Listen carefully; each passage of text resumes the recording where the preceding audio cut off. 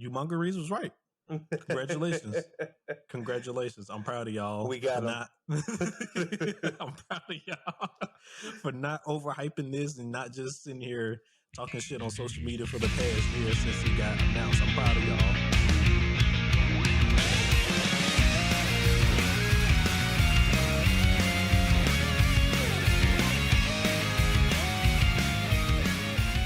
What's up, everybody, and welcome back to the Gurren Otaku Council podcast. As always, I'm your host, Ace. And I'm your host, McMillian.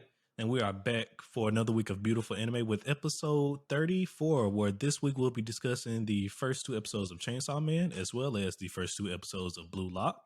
Mm-hmm. And, of course, we'll just also be continuing with our weekly review of Spy Family episode 15 as well. But with all that being said, if you would like to be part of the council and join me and McMillian as we discuss all things anime and sometimes manga, then make sure you hit that like and subscribe button, as well as follow us on our social media so you can stay up to date on all things about the council. And with that being said, the council is now in session. Let the meeting begin. All right, everybody. Welcome back. How you doing today, McMillian? Another week, another day. Yep, another day in the life. Just making through this stacked fall season. I agree. Before we get started, I just want to say I know it's officially fall now because when I woke up this morning, I went to check my thermostat and it was 66 degrees. It was like, yep, it's officially time to start cutting on the heat. And so first time cutting on the heat day in a few months in this household over here in the Ace household. But that was my sign that it's officially fall now. Yep. The cold is here. But let's go ahead and get us started with some council announcements, everybody. And our first council announcement for the day is that we have GLC News 11 is now officially out for this week. Where this week we discuss the Black Clover movie, Sword of the Wizard King, amongst the return of Hunter x Hunter, and the news about Tokyo Revengers ending within the next 5 chapter, amongst many other things for this week's news episode. So if you haven't seen that, definitely go check that out. Also, for our next announcement here, me and McMillian have officially gotten most of our stuff together for our Netflix series review that we're going to be starting up here. We don't have an official date where we're going to start yet, but our first anime that we're going to be reviewing for Netflix is going to be the Exception anime, which is one of the ones that was shown off during the Netflix to Dumb Japan live stream. And so we're going to be starting us off with that. To get us started. And then for our last council announcement is we officially now have a Gurren Otaku Council TikTok page, though there is nothing on it right now. There will be stuff on it. Yeah. We will be start posting stuff on it. So you can go and find us on TikTok now. Once again, there's nothing on it as of yet, but we will we're gonna be posting on it regularly along with our other social medias as well. And with all the council announcements out the way, we're gonna go ahead and hop into our first anime review. Today we're going to be starting off with Chainsaw Man, once again both episode 1 and 2 respectively, the Dog and Chainsaw and Arrival in Tokyo. So yeah, I guess I gotta go ahead and say this. You Manga Reads was right. Congratulations. I'm proud of y'all. We got I'm proud of y'all for not overhyping this and not just sitting here talking shit on social media for the past year since it got announced. I'm proud of y'all. Okay, I'm proud of y'all. I just want to say that. Bravo. Thank you all for telling us to watch this, because it looked like it's going to be a great ride. It wasn't what you expected, was it? Not at all. Not at all. And now, also, since I've seen episode 2 finally, I just want to say, all you degenerates out there, I just want to let y'all know, you and Denji, y'all just simping for Makima. She is taking advantage of that young man. She is taking advantage of that young man, and y'all just sitting here rooting him on, unless there's some stuff that happens in the future I don't know about. But still, as right now, from what I've seen, she is taking advantage of that young man. I can't say anything, but I will commend you of your astute observations. But no spoilers here. But I'm glad that you enjoyed it. I hope, from what I've been seeing online, a lot of people have been liking it as well. And I hope that just continues in the future because, like I said, it's a very unique series. Very sad that we're probably only getting 13 episodes for this first. I don't even know if this is the first core. I know. Well, that is a good question. They haven't talked about if this was going to be like a 2-part core or even 3-part for that matter. If this was going to be a core or anything. We'll probably find out more about that once they finish airing their first 13 episodes, if this was just a core or a season. Yeah, but But let, I'm sorry, continue. yeah, I was just about to say, let me get to a quick synopsis. I'm not going to repeat too much because we got 2 episodes to go through. But basically, we get introduced to our main character, Denji, and his sidekick, if you will, Pochita. I won't say pet Pochita! because Pochita's not a pet. But basically, we find out that Denji is going through it. He has a terrible life. Basically, he's indebted to the mob, or Yakuza, sorry. Might And as well be the mob. I mean, it's the mob, but Japanese. I just want to be exact. And basically has to pay off his father's debts, and the only way to do so, or the best way to do so, is by hunting devils with the assist of Pochita. One day, the Yakuza basically make a deal with the devil in this world and want to get stronger, and that deal involves them betraying Denji, which leads to Denji dying, and Denji and Pochita dying. But Pochita, being a devil, is able to take over someone's body uh, upon death, or well, not even upon death, but able to take over a dead person's body. Pochita, fortunately, doesn't want to take over Denji's body fully, and just does it enough to where Pochita becomes the replacement for Denji's heart, making Denji into what is known as a Devil Man. And this way, he's able to get his lick back on the Yakuza, and then gets recruited by the devil hunters, the actual devil hunting Group organization that is headquarters in Tokyo, which leads us into our second episode, where Makima, that we met at the end of the first episode, basically inducts him into the organization, where we meet his new handler, Aki. They mostly use his last name, but I don't remember his last name, so I'm gonna just use his first one. In which Aki is basically obviously doesn't want anything to do with Denji, because it just seems like he's becoming a devil hunter to impress Makima. But Denji is doing it, one, for that reason, but two, also to just maintain his regular lifestyle, because his old new lifestyle. yeah, his old lifestyle was shit. And as we know, one of the reasons he's like continuing to do this, because he told Pochita he would show him his dreams. So this is how he's doing it. Him and Aki get into a hilarious fight of trying to basically prove that the other is right physically. To the Getting a little small altercation. And until Aki is basically able to pass him off, per se, to take care of his other lackey, a devil fiend named Power. And for everybody, just to know, Power is my favorite character in this series. Listen, we're gonna get on Power. I'm gonna just let you finish this first. She is a fool. So from grade there, A. yeah, from there we go to Power and Denji patrolling together, and they come across a sea cucumber devil, if I'm not mistaken. Yeah.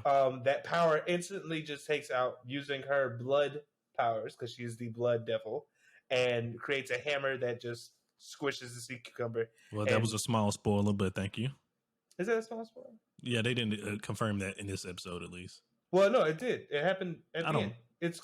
She used her powers, but she didn't name. I don't recall her saying, "I'm this devil," unless I just missed that. The blood devil thing. My bad, y'all. Yeah, my bad. That's what I was saying. Well, confirmation. I guess if you put 2 and 2 together, you probably figure it out for yourself. But. Yeah, sorry about that. Confirmation brought to you by yours truly. But yeah, that's basically how the episode ends, and it's just Denji realizing, oh, my new lifestyle is gonna be like a handful. It's gonna be crazy, especially with this girl running around. So thank you, McMillian, for that nice summary for both episode 1 and 2. So I do want to go ahead and touch upon the first episode real quick, of course. Definitely a nice intro into the world of Chainsaw Man. Mm-hmm. For me, because I didn't know anything about this manga before the anime adaptation came along. All I knew was there's a man, and apparently he's a chainsaw. That was as far as my extent of knowledge of Chainsaw Man. That was as far as my extent. So you knew about Pochita, but you didn't know. What Pochita I knew what Pochita, right? But I didn't know what the hell Pochita was. I knew it was some type of non-human, animal thing, but I didn't know it was technically classified as a devil in this world. So that that was nice to know. Figuring out that the monsters in this world are not quote unquote called monsters; they're called devils. Mm-hmm. There are multiple different devils in different categories, almost like if I can kind of reference it to like One Piece for the devil fruits, if you will, because you get different powers based on the devil fruits. But anyway, so it's different devils for different types of things. So that's gonna be nice to see. Also, I'm ready to see if there's gonna be like, well, I guess I asked you this. Is it a spoiler if I ask you, is there like a classification to devils, kind of like, like a grading scale, like a S devil, S rank level devil, something like that? Not that I remember, but there are devils of high regard, because I don't know if you, in the first episode, they state that a devil's power, or well, the zombie devil states that like the more you fear, the more societal fear there is to a devil, the stronger it is. So like zombie.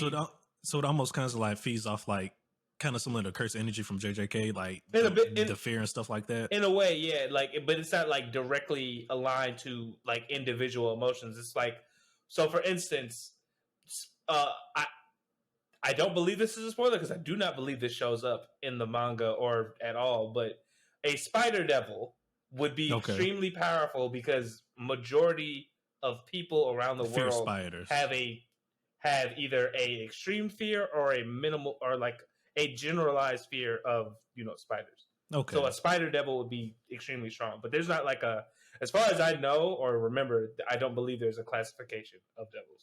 Okay. Interesting. But yeah, other than that, first episode was great. Like I said, got to find out what Pachita was. It was actually the chainsaw devil.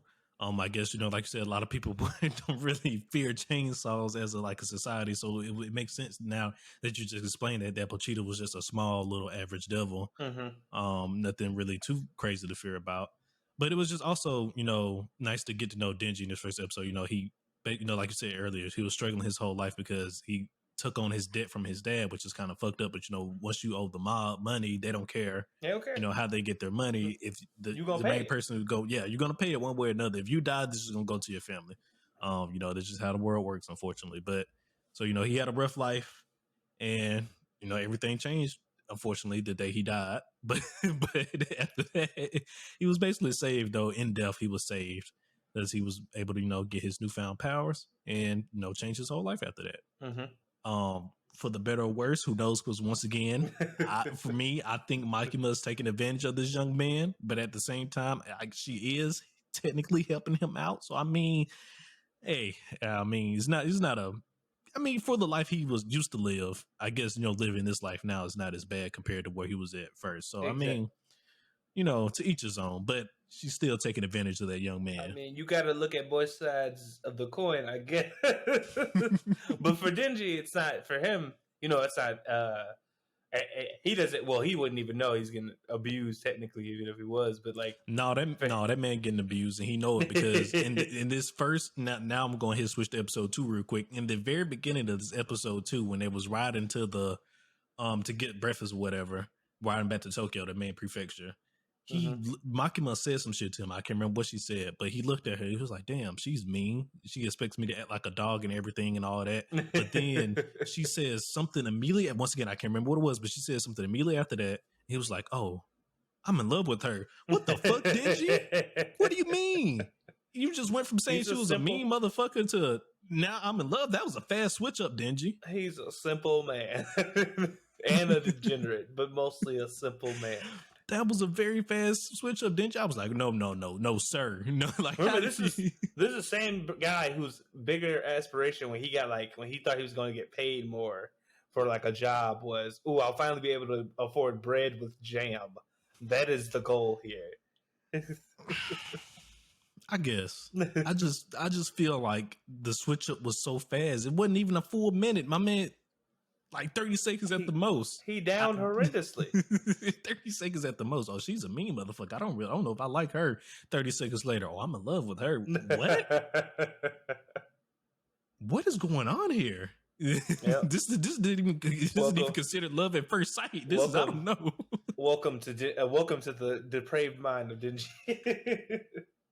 And I'm like, oh my gosh! And then the episode just keeps going further along, where he finally, him and Aki went to kill that devil and whatnot. Well, not the devil, the fiend, which is still technically a devil, but they went to kill that fiend. And after that, he had his whole inner dialogue with himself, talking some, I promised Pochita to show Pochita my dream, but now my dream is technically fulfilled. I got nice food. I'm hanging around a pretty girl. Am I missing something? And then he just, oh, wait a minute. The boba. That is my dream. I gotta touch the boba. What? Oh, Denji. And that right there let me know. I was Simple like, okay, man. I see why a lot of people love Denji, because they can put themselves in this man's shoes. Like I'm seeing it now. As the memes have been saying recently, he just like me for real. He's just like me for real. I'm like, okay, I fully understand. Like you said, now that meme, like, okay, because you motherfuckers are some degenerates. You degenerate simps. But you know what? I can't blame y'all. I can't blame y'all. I can't. Okay. Yeah. But I thought I'll just give like a statement. I thought they portrayed everything very well. It all looked pretty good as well. I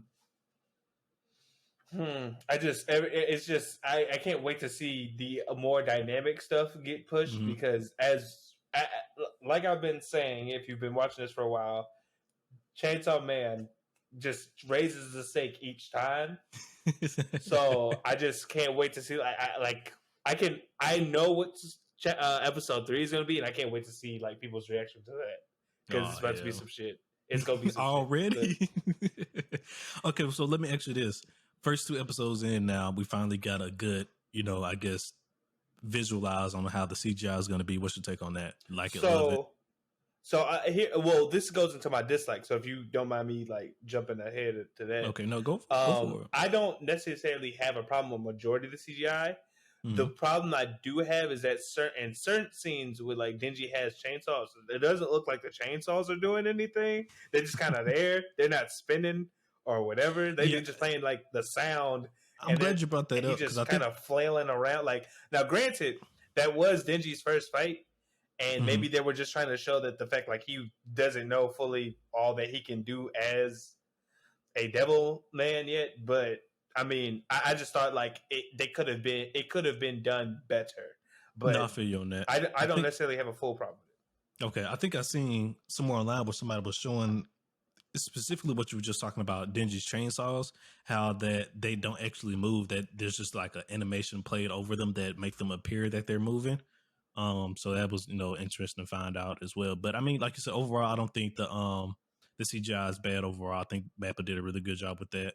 The background art is amazing for Chainsaw Man. They did a beautiful job with that. It's just, I will say sometimes between the background art and the CG, it does get a little jarring sometimes. But other than that, I do think the background art looks amazing. Yeah, no, I think they're trying to do, I guess, the best they can with everything, because it's definitely, I feel like Denji is probably an animator's nightmare, because he always has something moving on him, like when he transforms, at least there's something always, the chainsaws are always supposed to be moving, spinning. Yeah, so it just sounds like hard as fuck to do, because not only do you have to make the chainsaw man, the chainsaws himself move, you have to make his body move himself, and like you said, so yeah, all that mixed together, like I said, it does sound like animator's worst nightmare. Yeah, so I mean, I kind of get it. Like, if you're an animator of the show and you're watching me harp on you, I get it. I just feel like it could have been a little bit better. That's all I gotta say. So they, correct me if I'm wrong, they are doing simuldub for this, right? For I think Chainsaw so, Man? which usually means like the first 2. That means like they try and dub it as soon as the episode comes out, but usually they just, I mean, like My Hero. I think that means like the sub will always be at least like 2 to 3 episodes. 2 to 3 episodes ahead. Episodes ahead, yeah, something like that, yeah. Because I don't know if the English episode of Chainsaw Man has come out yet. That's what I was just about to ask, if the English episode came out, and have you, try to take a listen to it. I haven't, but I have seen when the English announcement trailer happened. Like they released the English trailer, English version of the trailer. That of the same sub trailer that starts with Makima and them walking to find Denji.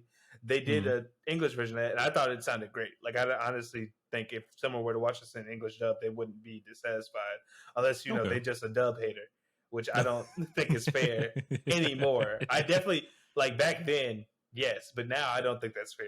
I think dub has definitely gotten better. Okay. Well, also before we move on to favorite scenes here, just want because I was gonna come back to this power now.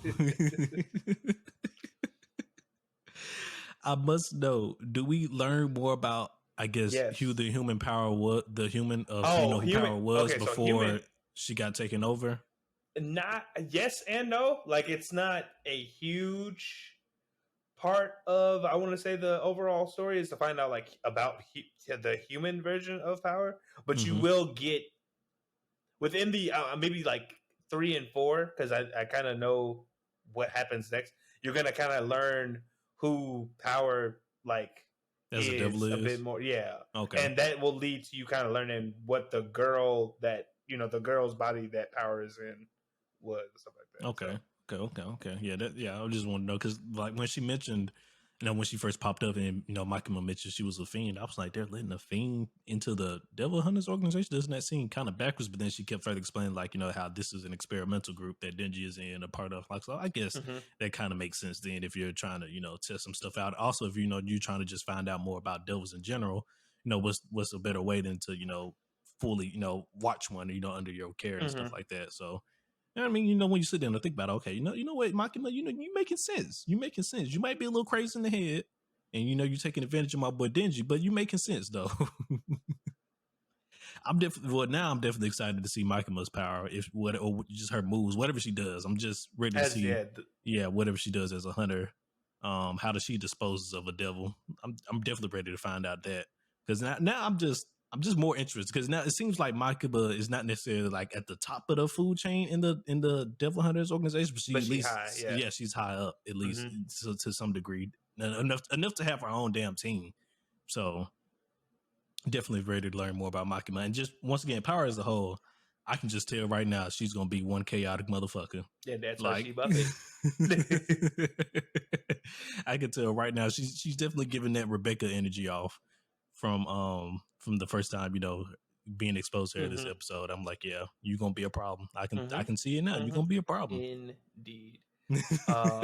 Agree with all these statements. But I guess like to start off our favorite scenes a bit, I'll just go for one with in episode 1 I didn't have many, but I will say the brutality of Denji's passing.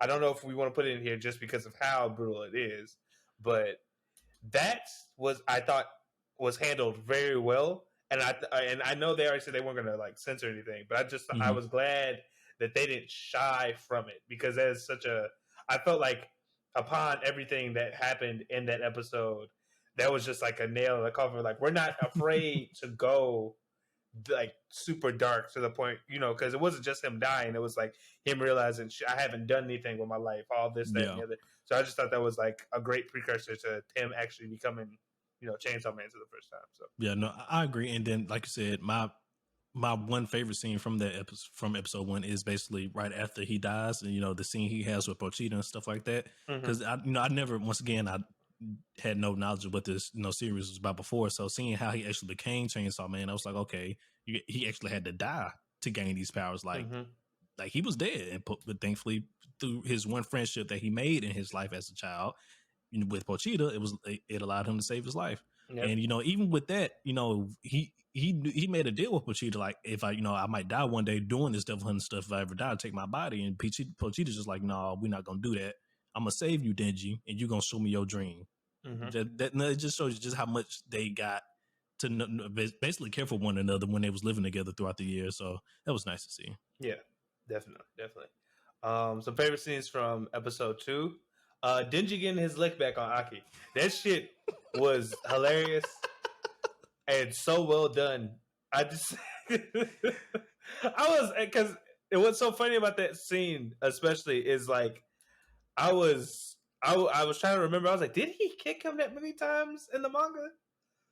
And then 2, I was like, Aki cannot have kids anymore, because Jesus Christ, you destroyed that man's manhood. Yeah, like, God damn. I don't know if I want to show that just for all the fellas out there, but if I do decide to put it up, that scene will be now live on the screen. It definitely, as a guy, it definitely was like, oh my God. But like, Man, was it entertaining? I was like, Jesus. I can't believe you decided to pick that one as your favorite scene because of just the nature of the scene. But hey, no, to each his own. I mean, that whole string of like Aki thinking, he was like, "Look, man, I'm gonna beat your ass again if you come back here." And Digi was like, "I don't fight fair. I will always do this." It was good. He straight up said it too. I don't fight fair. We go for the balls over here, which is wild. But hey, I mean, at the end of the day, a dub is a dub. At the end of the day, a dub is a dub. At the end of the day, a dub is a dub. Oh man, I'm surprised that you picked that as your favorite scene. Actually, I'm really surprised. Oh man, I guess my last favorite scene would have to be. I don't even know if I really had one from this episode. It's really more, if I had to pick one, it's probably, as much as I disagree with it, it's probably going to be how I talked about it earlier. This man, Denji, just falling in love within the span of 30 seconds to a minute.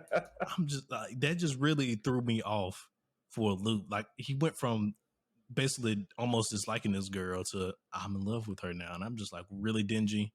Really, Denji? What are we doing here? Like I said before, Denji is a simple man. He found what he needed. He found his target. I feel that though. I feel my that man found him a woman, and his life changed. Yeah, what more can you ask for? Truly.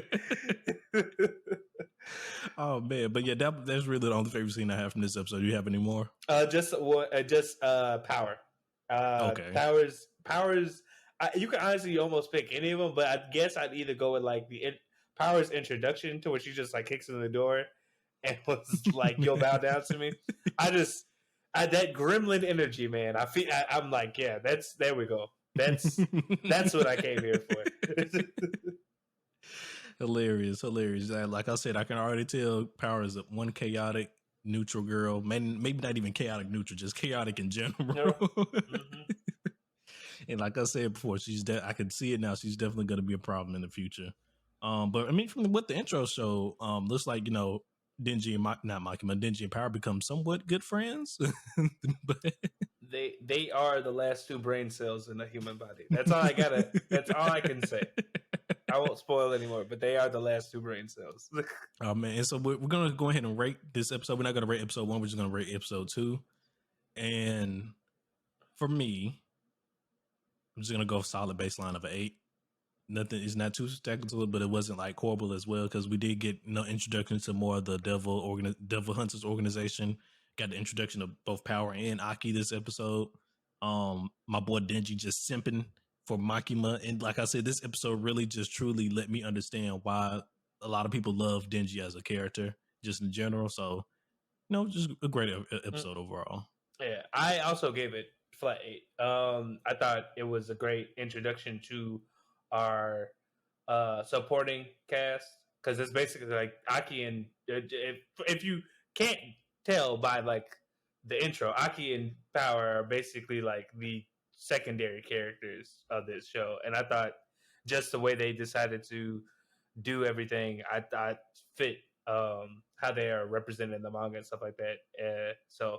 And for me as a reader, that's really just all I'm looking for, is making sure like it's adapted great and they do it justice. So I thought it was really well done. Okay, I'm glad you brought that up. So as a manga reader of the Chainsaw Man, these first 2 episodes, do you say is living up to your expectation? Yes, I would say it's definitely living up to my expectation. I'm looking. It makes me look forward to the stuff that we get later. I will say that, and that is always a good. I feel like that's, if you're a manga reader and you're watching an anime of something you've read, I think that's always what you're looking for, is to be like, I am excited about when this part happens, because technically you know the story, but like if they are able to do a good job at with certain parts, then that means like, oh, I'm hopeful that when we get here, like the hard end stuff, that it's done well. So I think it's doing fine. I agree. Well, let us know down below in the comments what you guys think of the first 2 episodes of Chainsaw Man. If you're a manga reader, is it also living up to your expectation? And then for you anime onlys, do you agree with the manga readers? Do you think this was a hit? It's gonna be a hit. Do you think the manga readers lied, or did they over exaggerate? Me personally, I think the manga readers got it right with this one. I mean, they're not right all the time, but every now and then, y'all come out here and be like, hey, y'all gotta watch this anime one come out. And this time they held it down for their series this time, and I'm glad they did. I'm glad they did. But with that being said, we're gonna move on to our next anime review, everybody. We're gonna be moving on to Blue Lock, where we're gonna be quickly discussing both episode 1 and 2 of Blue Lock, with the titles being Dream and Monster, respectively, for episode 1 and 2. I will say, once again, I mentioned this already before on the podcast, but this is my first sports anime. And then from what McMillian was telling me, definitely from watching it myself, this is not your average sports anime, if you will. It's not. Everybody in this show is crazy. Everybody. Before I even get to this fast summary I'm about to give, the difference between Blue Lock and every other sports anime is that every other sports anime will tell you togetherness. We can only do this together. And Blue Lock, as a team, we are a unit. And Blue Lock comes out and says, "Fuck everything you've heard before. I'm him." That's basically the message. Only him. That is basically the message that Blue Lock has been given. I'm him. You're him. Yeah, and even to so basically, I'll just go real quick. I'm not naming everybody. I'm just gonna do the. No, we cannot. So we follow our main character Isagi as his journey into his journey trying to follow his dream to one day reach the Japan national team and go eventually to the World Cup and help Japan win the World Cup. Unfortunately, though, the first thing we see Isagi do is lose to what's his name? Kira. Loses to Kira, another bright young aspiring star. Yeah, upstart and aspiring star within the soccer world.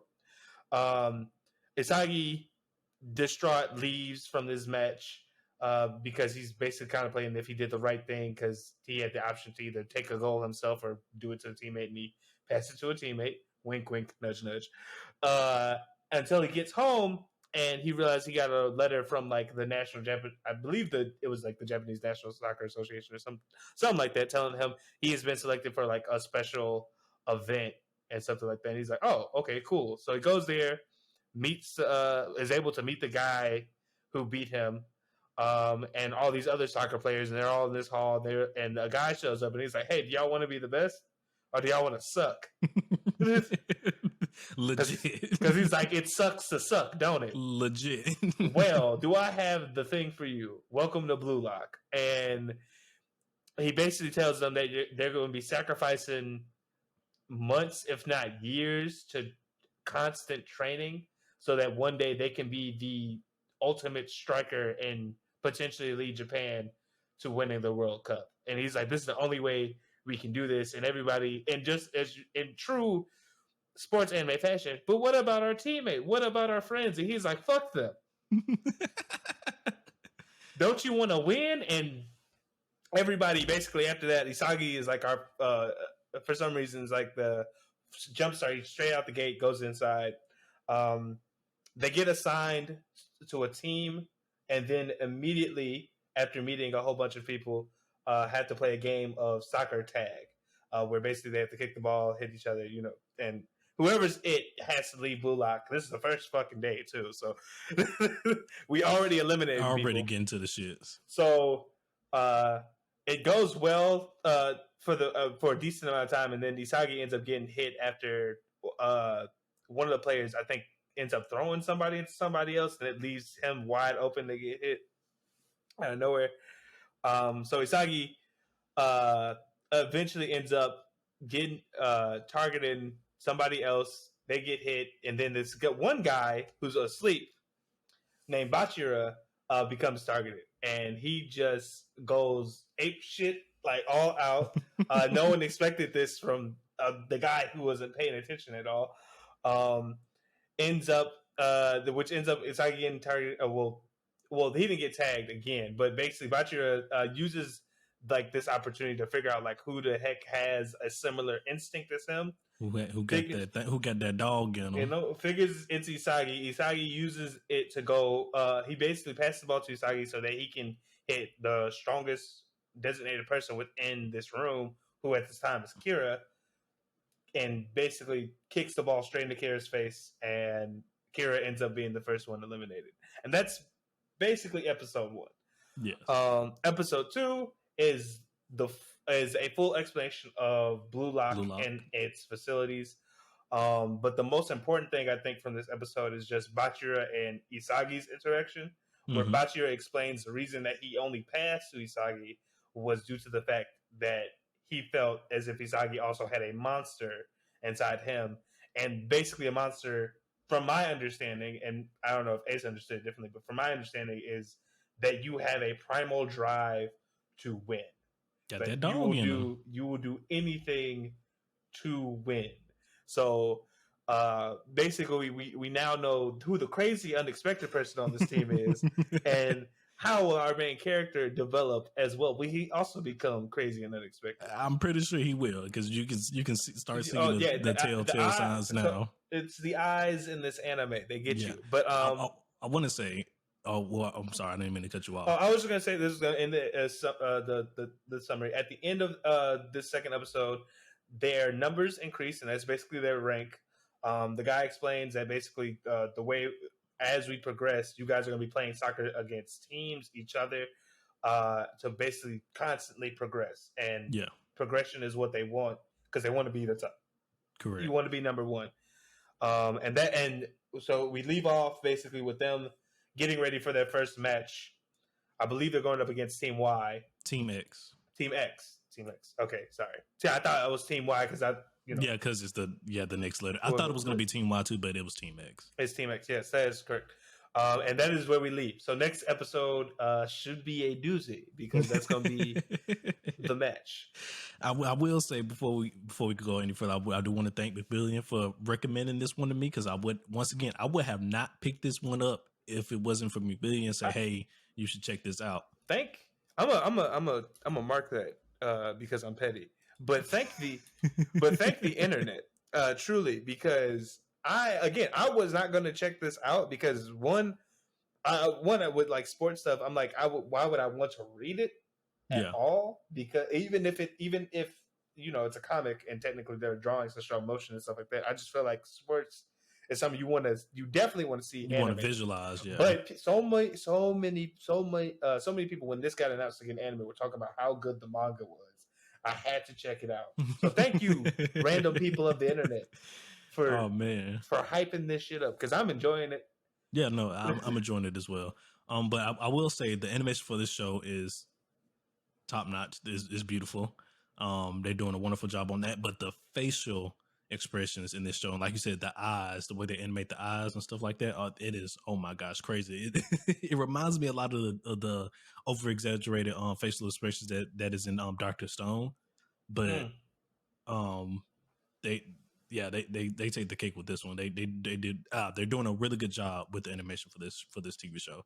Yeah. But it was nice to get more explanation of how Blue Lock was going to be run as a whole in this episode 2.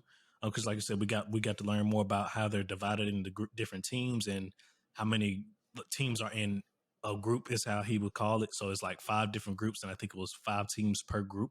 What Ego was saying, and that as the months and stuff go along, as you rise in the ranks, you can actually change teams. At least that's from what I took it as, because he said that as your rank depends on what team you're on. So I take it as the higher rank you go, you're basically eventually going to change teams at that point. At least that's what I took it as. I'm not sure if that's how he meant it, but that's what I took it as from how he worded it. Well, regardless, we know that like even if you let's say don't switch team, your rank, the potential of your guys' ranks will rise, and by raising your rank, your treatment while in Blue Lock will also get better. Yeah. So the higher your rank you get like McMillian said, you get to train in better facilities. Even your food, you get better food to eat during, lunch, dinner, and all that stuff at the same time as well, if the higher rank you are. They haven't showed us as far as sleeping quarters if it differs by rank, because we see now, at least in the group that Isagi's in, they're all just sleeping on pallets on the floors. So we don't know if they actually have beds up in the higher ranks, which they probably do. Who knows? They're getting all the other better treatment, so I wouldn't put it past them that they actually have beds, in the higher ranks, if you will. Yeah. But so that was nice to get the full explanation, or maybe not necessarily the full explanation, but a deeper explanation on just the general structure of Blue Lock in general. And so that was nice. But yes, it looked like it's going to be a very, very fun time watching this show. Mm-hmm. Yep. I have like everything that you said is just I would only echo. So I honestly, it's crazy how much I'm enjoying it just off of like these 2 episodes, and I'm just looking forward to, I guess, what comes next right now. Because the thing is, and this is why I say it's always better usually to adapt stuff that's almost near ending, if not, because right now what they've done, this is the full first volume. I don't know what I don't know what happens after this, because I was reading this physically, like I was not reading this online. So volume 2, I believe, came out last month here. So legitimately, if you were only reading it with physical copies like I was, if you didn't buy it, you're just as up in the air. Yeah, I feel right now as like, I feel you. Well, Blue Lock is a prime example of a show, how you can have a great show, but you don't have to have like a deep, complicated plot, for your show. True. It's just a nice watch. It's great to watch. It's fun to watch. Like, not every show needs some convoluted, crazy ass plot for it to be enjoyable. So, although some people, I guess, would argue this, I guess, like in terms of real world, this is insane. But like in terms of anime, yes, I guess in that. But no, I was like, in terms of like anime or other TV shows, this is kind of tame. Like this is kind of tame, or more tame than like other shit, So yeah, because we wanted to go off the extreme, man. When these motherfuckers get kicked out, they'll kill them. And we go extreme. No, you're not wrong. You're not wrong. It's either you win or die. You're gonna become the best soccer player, or you're gonna die. Or we can go into Tomodachi game stuff. Millions upon mounds of debt. or that. Like this. Trust me, they wanted to go extreme with this. They could have. So, like you said, for the terms of the type of show it is, they're very tamed. I mean, granted, if you've watched this, maybe you've most likely watched the episode. But granted, this is one thing I did want to point out. There is a consequence of getting kicked out of Blue Lock, and it is the fact that if you will never be able to play on the national Japan team. Yep. Never be able to make it to the world stage. That is a very important factor, because as they mentioned in these first 2 episodes, everybody is striving to be the best, and so to have this chance to be the best, they actually have to put their career on the line. So, and like McMillian said, if they lose, they give up their chance of becoming part of the national team, aka they give up a chance of becoming the best. So I mean, it is what it is, and it's kind of crazy, but I mean, the Blue Lock organization project is being run by the Japan soccer team as a whole. So I mean, which is so interesting, because the beginning of episode 2, which was so interesting to me, is like the beginning of the first volume. That meeting where the girl is like, "Hey, look, Japan soccer needs to evolve." That's legit like the beginning of volume 1. And I was like, "Oh, okay, I see why they did that." That was kind of, I saw why they like remixed it. But yeah. With all that said, I don't necessarily have anything bad to say about it right now. Everything right now is up for it. No, neither do I. Not at the moment. Like I said, it's just an enjoyable show to watch at the moment. The animation is top notch. There's nothing at this moment. Like I said, I have nothing to complain about. Maybe, I don't know, as far as maybe like original soundtracks, maybe they need to get some good original soundtracks. But I mean, I don't think the music is bad per se. But other than that, no, I really don't have any, like I said, any dislikes or anything bad to say about it. As of this moment, that definitely could change. Yeah. But I guess with that, we can move into like our favorite scenes. And I don't know if I'm speaking for both of us here, but at least from episode 1, my favorite scene, I think, was Bachiro waking up. One of the favorite scenes, because it was so striking of him just being like, "All right, kick that in the face, let's go." Yeah, no, that was wild, because like you didn't expect. I guess that was the twist for that episode, because you did not expect that to happen. But because I thought Kira was going to be like a player, at least for a part of the long run. Of course, I don't think he was going to win, but I guess we also got to mention that throughout the end of this Blue Lock experiment, 5 of them will have the pleasure of being raised up to the Japan national team as strikers in the striker position. So I figured that he was going to be, vying for one of those top 5 spots to the last moment if if he didn't make it. So I was surprised to see that Kira was knocked out in the first episode. I'll say this, and I'm wondering, So I'll say this: even when I was reading the manga, I didn't expect him to get taken out that soon, but I definitely Yeah. knew he wasn't going to stay long because out of everybody, he was preaching the most about friendship, and I just was like, he was like, yeah, they gonna get him up out of here. They talked so much shit about friendship being bad in the first couple of minutes of this. You have to go at some point. Like, yeah, you got you throwing off the vibes. I don't. But no, my favorite scene, at least from episode 1, I know was doing both. It will be the speech that Ego Jinpachi gave to, I guess, get everybody on board with the Blue Lock Project, because that man is a maniac in his own rights. He is insane. One of my favorite things about that dude is just how different he looks from everybody else. Like, it shouldn't work in any anime. I feel like most characters that look like that are usually like gone pretty fast, but he is the dude that is running the whole show, and he is just so strikingly different. I feel like in terms of visual than everybody else. I didn't think about it, but it almost looked, because like the art style isn't necessarily different about him. He does have the same art style as like all the other characters, but like you said, it is almost kind of different. It's just the way he looks. But I guess, one is he does normally always, majority of the time, has those, the animated eyes majority of the time, so that does definitely play a part into it. But I didn't think about that until you brought that up. But it's just I was just it's something I noticed even when like in the manga. I'm like, you are like, you just vibe. Yeah, your whole vibe, your whole kit is just different.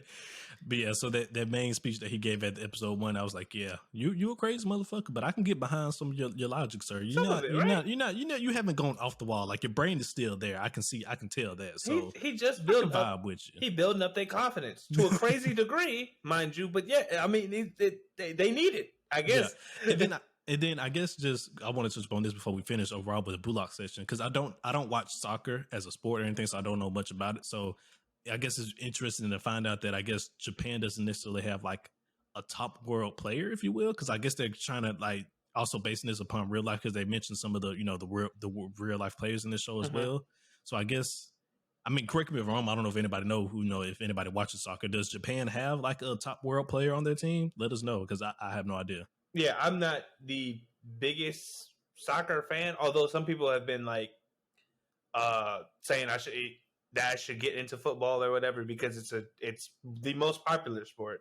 It's just I wasn't raised on it, so But I would like to know if in real life is there like a person, someone in Japan or someone that came from Japan that people are like, oh, this guy's crazy, but he just doesn't play for them or something like that. But to move into episode 2, I think the only like favorite, because since this was a more mellow episode, I think like my favorite scene was this one. Is just the conversation that Isagi and Bachira had about their inner monsters. I just thought that was we're on the same wavelength right now. I even like how they animated. Yes. Animated, even though it was like CGI. I think it served it even more so because it looked like something that should not have been there in the first place.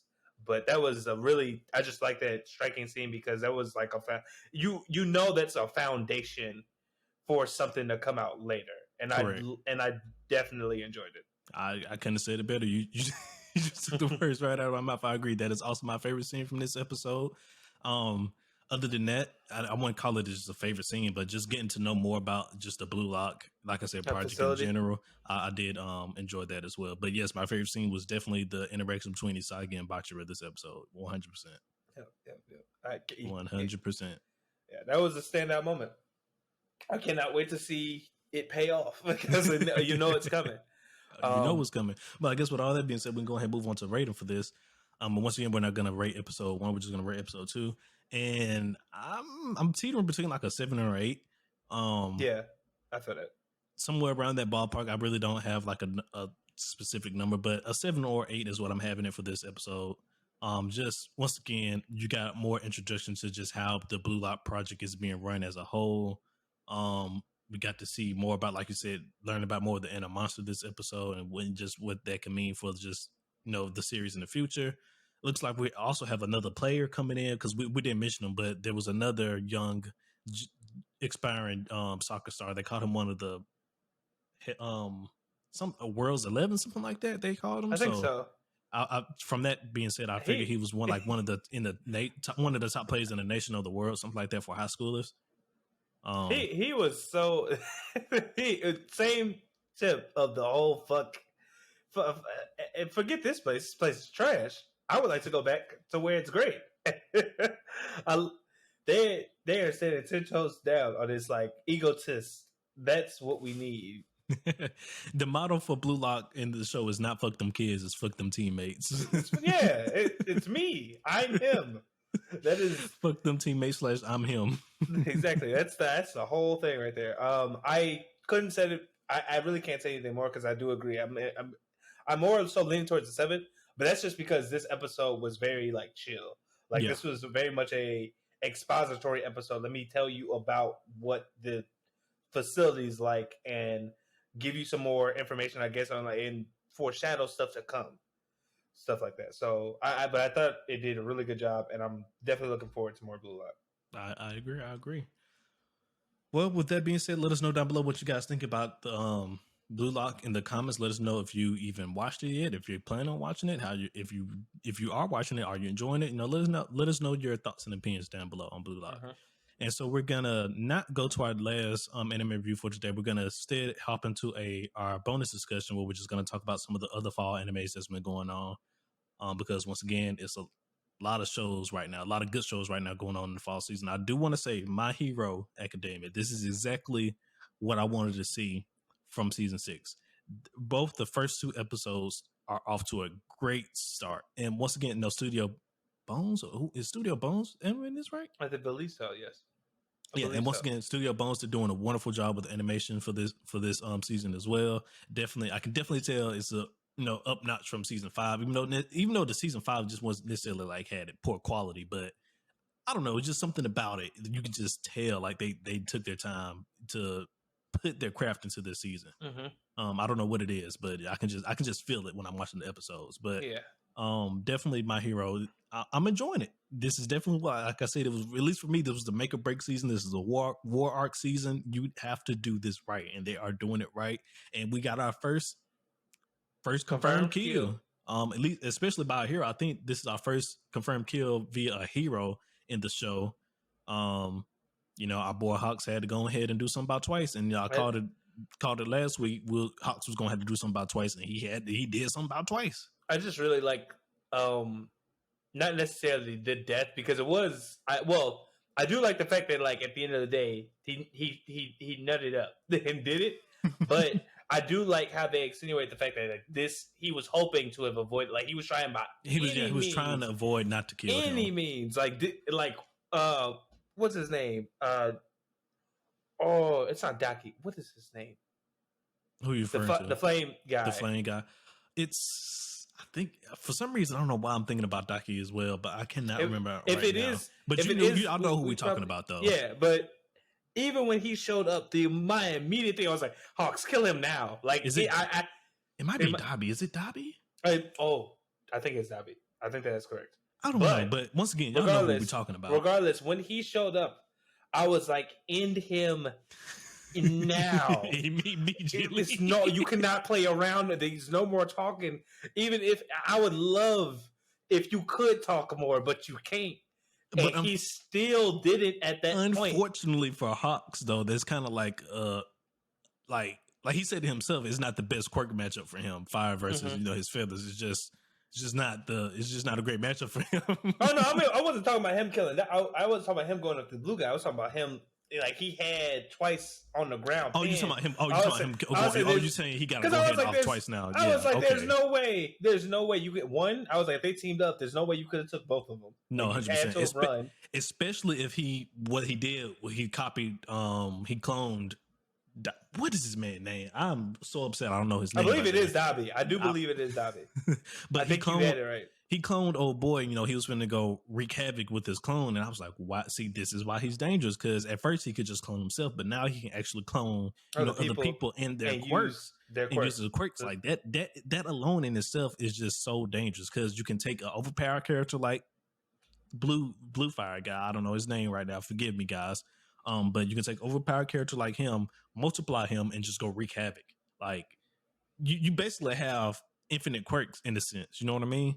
Though you have to like touch somebody, kind of similar to old girl's quirk, where when she touches somebody and she transformed. I mean, they basically kind of have the same quirk as well, because she, instead of her cloning people, she actually just changes into them, and now she can use their quirks as well. So their quirks are actually very similar. I didn't think about it at first, but both of their quirks basically does the exact same thing. One can just do it on a greater scale than the other. Mm-hmm. It's I hats off to MHA right now. They're doing great. Yeah, no, they're doing great. Other than that, I've been telling you guys I was going to check out Reincarnated as a Sword, and episode 2 came out this past week. I think episode 3 might be. I have to double check, but I haven't watched it yet. But definitely episode 2 came out, and I've seen that, and they have definitely caught my attention now. I will be officially checking the rest of this series out until further notice for the rest of the series. They got me. They got me. It's definitely worth a watch, in my opinion. If you have not watched it yet, go ahead and check it out. Reincarnated as a Sword is another isekai, action fantasy isekai. Definitely go check it out. But other than that, I mean, there's not much to talk about except for Bleach this past episode. Once again, doing another fantastic job doing what it's doing. Very much so. Animation quality still top notch from the first episode. We got to see all the captains. We didn't really get to see them full face to face, but we did get to see all the captains again this episode. So it was nice seeing all the captains again. And we was correct. The Quincy's are taking up place in Waco Mundo. So, Ichigo being Ichigo, he went to Waco Mundo. Don't think it's going to turn out how he wants it to turn out, because he's going to their stronghold. So it's definitely got to turn out how he wants it to turn out. I already know that for a fact, but I'm definitely interested to see how this goes, now further, because, like I said before, he is approaching their stronghold. It's not going to go well. It's the beginning. This is the first core of the last season. I already know it's not going to go well. Like, the writing is on the wall. Yep. And we got to see our boy Kisuke this episode as well. Like, just bringing back so much memories and good times, man. Yep. Any other show you want to talk about this fall season before we move on? I just quickly will just say, Witch of Mercury, she up. She never gonna not be up. She that girl. That's all I gotta say. Hey, you know what? I'm gonna just second that note, and we're gonna go from there. If you haven't watched Richard Mercury, definitely get on that. It's a beautiful show. Definitely get on that.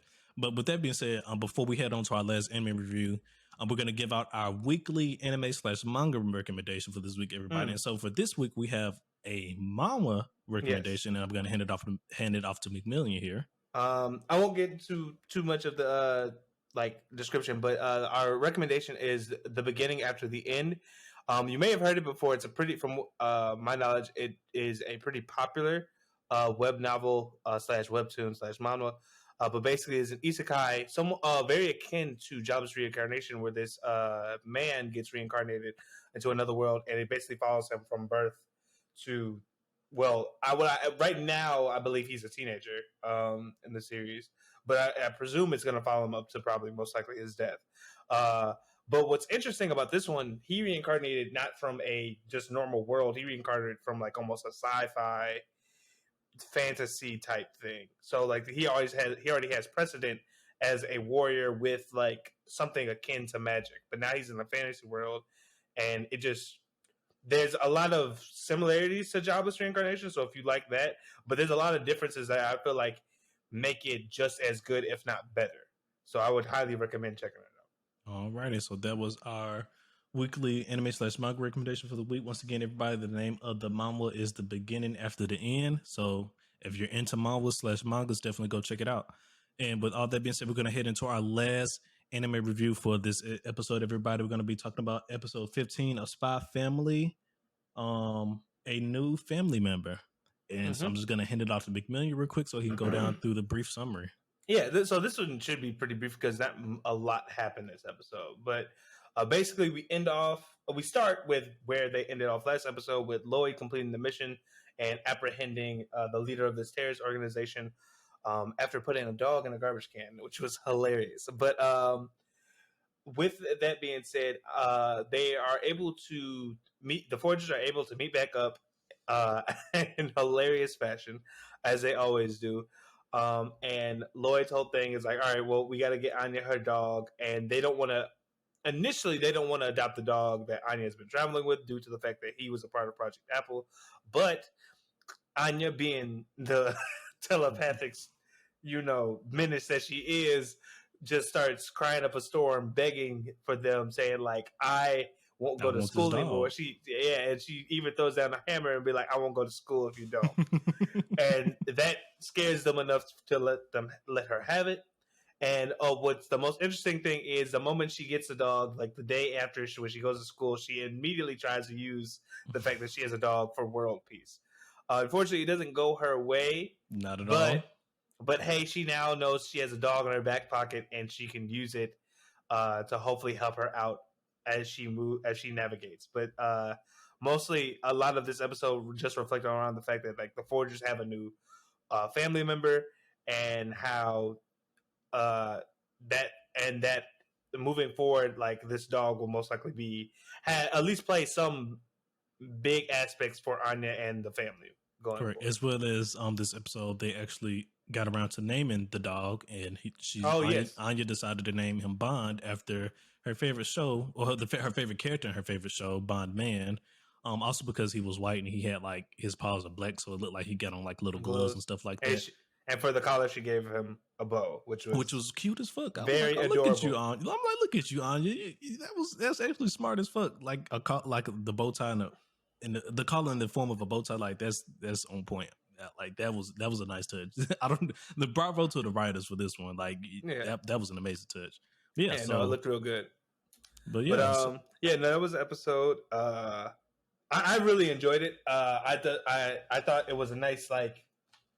Was it? Spy Family always has a way of like doing like these really dynamic or dramatic episodes, and then break the tension with a small like family comedy one, and it's just as enjoyable, if not more so sometimes. But before we go any further, I will say at the beginning of this episode though, I thought, because last week I mentioned how Lloyd was gonna have to shoot that dog. I guess Lloyd showed the fuck out of me, and that he better than me, because if that was me, I would have shot the dog. But Lloyd being Lloyd, he was able to so methodically shoot the bag off the dog, not the bag, well the bomb, bag bomb, same thing, whatever.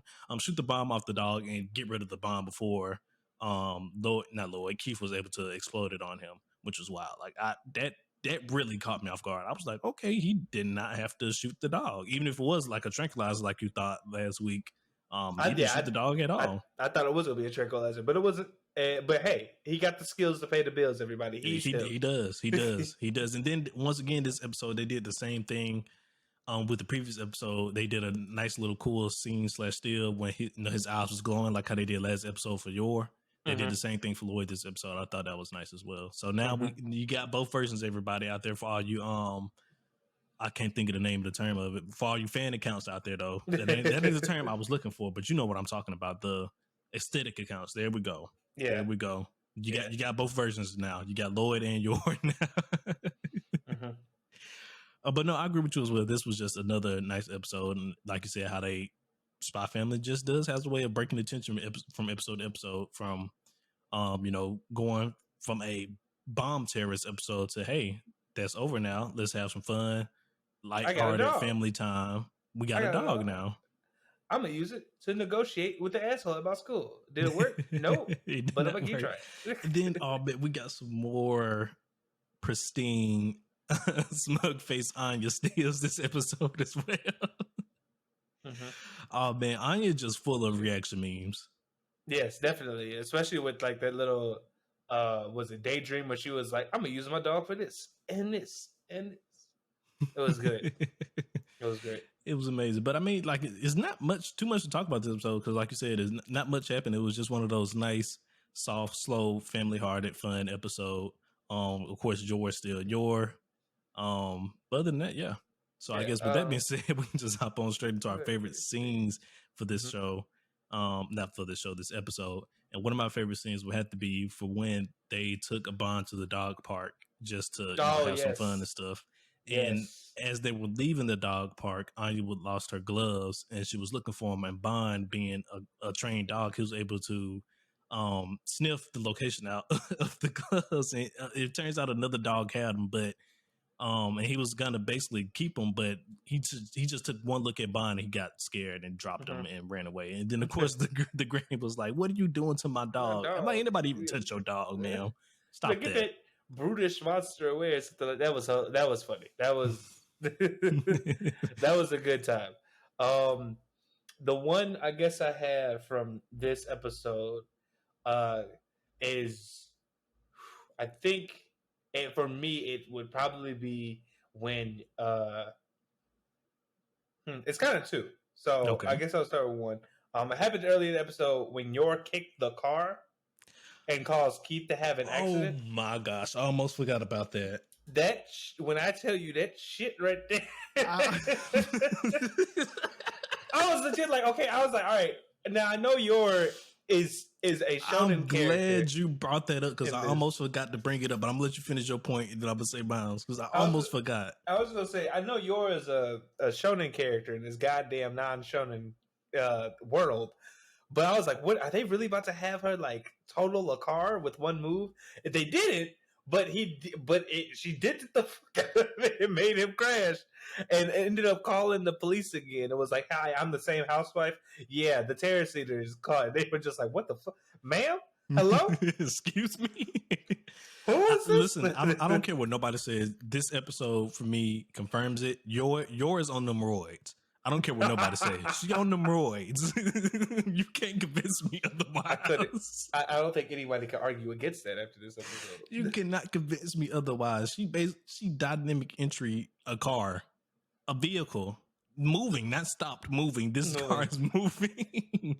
Granted, it probably wasn't going that well. He was going somewhat fast because he was trying to escape. Yeah. So he wasn't going slow. I know that for a fact. But listen, she on them roids. I don't care. Yor is on another level, man. She is on another level. She's a shonen MC in a not so shonen world. Like this is. She would fit great in Naruto. I'm telling you, it was so many references from Naruto. I'm pretty sure some of the animators or even the writer himself has some type of infatuation with Naruto as a whole because it's just too many similarities that I'm seeing. And I guess you should say nods, if you will, or pay respects or something like that. An assassin. It's close to ninja. I mean, you know. but I will say it is good that we're gonna get another Yor episode next episode, so that it's finally time for another Yor episode. So that's wonderful to see. But for my last favorite scene though for this episode was when right after basically right after that scene when they resolved the whole bomb situation and they got done talking to Handler. Handler was like, okay, you know, you can keep the dog or not, and they were walking home. And you could just see Anya and Yor. Well, they're all talking about the same thing, but Anya and Yor are just so happy that they basically saved the day from the terrorists and stuff like that. And you just go over the Lord. He's happy, but he's just tired and depressed, and he's just over it at this point. He was like, "Yeah, I'm done with I'm done for the day." I just thought that was hilarious. Yeah, no, that was great. My last one, and this was just like a cute, wholesome moment. It was when. Bond finally, the day Bond joins the family, and I think Lloyd and them were trying to have Anya study, or maybe that might have been the exact same day. It might have been like after she came back from school, but Lloyd was trying to have Anya study, but instead she ended up watching TV with Bond, and then they ended up falling asleep with each other. And they have probably like the first one of the most family-like actions they have ever taken, where Yor was like, Lloyd. Like they snuck around the corner and watched her and the dog sleep. I was like, this is probably like one of the most normal family moments that they've shown so far. I just really enjoyed that. No, I feel you. Once again, I just don't know how you can hate Spy Family as a show overall. It's just so nice and wholesome. It's just, I don't know, man. Like, what is there to hate? Please. I don't think there's anything. I just think if you hate it, you have hating in your DNA, and you might want to talk to somebody about that. It's very unfortunate. I agree. But I guess with all that being said, we're going to go ahead and finally rate this episode, and I will give this one. I go a 7. I can't go. I can't give it an 8 in all respect because nothing really happened this episode. It's just a nice, solid slice of life episode. Mm-hmm.